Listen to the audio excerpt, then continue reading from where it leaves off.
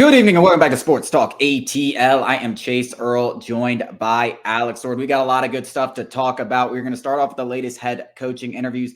Braves radio host from 680 The Fan, Kevin McAlpin, is going to join the show later in the day. We're going to do our NFC and AFC divisional round recaps, and we're also going to give our early Super Bowl picks. But as I said, we are going to start off with the latest news surrounding the Falcons and this whole head coaching interview. And there was a lot of news over the weekend. Ben Johnson interviewed. Jim Harbaugh is getting a second interview. Mike Vrabel is going to come in for his first interview. Bobby Slowick interviewed virtually. And I'm sure a lot of these guys will get second interviews. We also had Bill Belichick complete his second interview on Friday. I want to ask you, though, Alex, as much as all this stuff and this wide net is being cast, which is not surprising, how much are you firmly believing in the Falcons being interested in some of these candidates, and how much do you think it is just optics and due diligence and stuff like that? I want to give him the benefit of the doubt, but from the get-go, even before Arthur Smith was terminated, I mean, all signs pointed to Bill Belichick. Josina Anderson, with that first nugget that an NFC South team was interested in Belichick. Then Arthur Smith does get fired before Bill Belichick is even him and the Patriots part ways. People were connecting Atlanta to Belichick, and then the Patriots and Belichick part ways.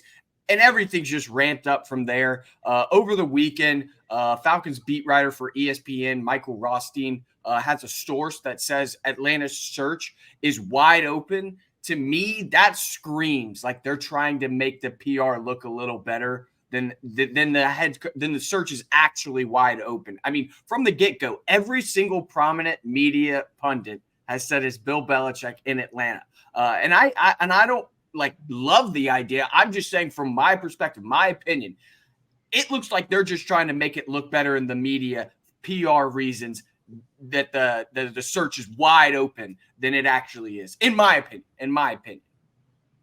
Yeah, I mean, I don't think these interviews really change much for me. I mean, I never thought there was going to be there's a couple things. One, you can look at it from an optics point of view, right? Like, yes. Optically, they're going to want to make sure they cover all those bases, and whether they really did and whether it was Bill Belichick from the get-go or not, they're going to have these interviews. And the other thing is, why wouldn't you have these interviews? I mean, maybe you're blown away by Ben Johnson coming in there and he just shows you, I mean, maybe he comes in there with a plan, how he's going to utilize these weapons, who he wants as a quarterback, and all of a sudden you're like, oh, okay, this actually sounds a lot better than Bill Belichick. Or maybe Jim Harbaugh really has interest in coming to Atlanta and he comes in there and says, hey, I want this job. Give me the opportunity. He blows you away. Mike Vrabel, any of these candidates could come in there with a plan and blow you away. So whether you came into this situation 85, 90% sure that Bill Belichick was your guy and you're Arthur Blank and you're enamored with the Patriot way, as we've been led to believe, right? Like, this isn't just one report. This is every single report from reputable media sources, from guys that have sources, from Jonathan Jones to Josina Anderson, from Diana Rossini. Everyone has said that he is the favorite. So I don't think these things change my mind in terms of who the favorite is in the clubhouse. But they were always going to have these interviews. And then on top of that, you have the Rooney Rule. So they had to have interviews this week. So there was never a time where it was like, oh, Bill Belichick was going to come in for that second interview.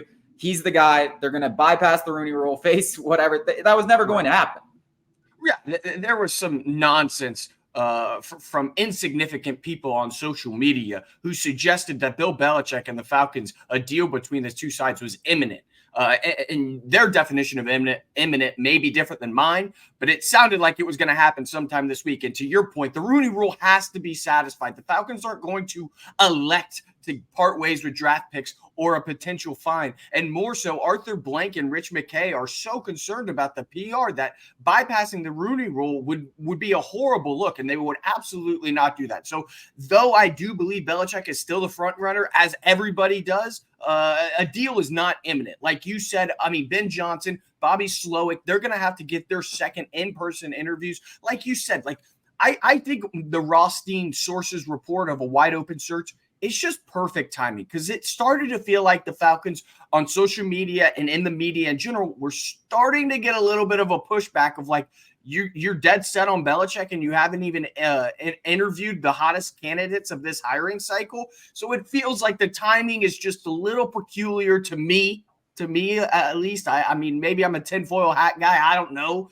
but it just feels peculiar that like they started to realize like, oh, this isn't a good look. I thought, maybe we're hiring the greatest coach of all time. I thought, this would land better with the fan base. Instead, the fan base is like, hey, what about all these other candidates? And it's not just the fan base. It's like I said, the media personalities too are like, hey, what about all these other candidates?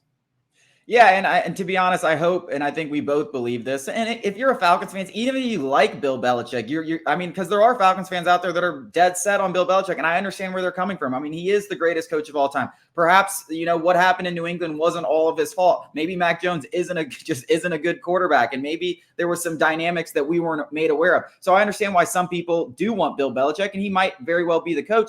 But if you're the Falcons and if you're a fan, you hope this isn't just optics. You hope that they are giving these guys legitimate opportunities to make their case and be blown away and persuaded by whatever they say in those meetings. I'm not sure what the case is. I'm not sure if that is the case. It definitely seems like Arthur Blank really listen, he went after Bill Parcells. He got left at the altar. Now he's going hard after Bill Belichick, and everyone's saying he wants Bill Belichick. He wants Bill Belichick. So Bill Belichick wants the Falcons. Well, the other part of this is, does Bill Belichick have a choice, right? Guys, I mean, we don't even know if there is another team interested in Bill Belichick, but we do know to some degree Bill Belichick does have interest, because I think if a team like the Panthers called Bill Belichick, he would just be like, nah, like, I'm not interested. So to some degree, he does have interest. How much interest, we still do not know. I think it's pretty firm, because I think the Falcons are a good landing spot. I think they are one of the best openings. And I think it makes a lot of sense from his perspective, given that maybe he doesn't want to be involved in a circus. But the Atlanta media is a lot softer.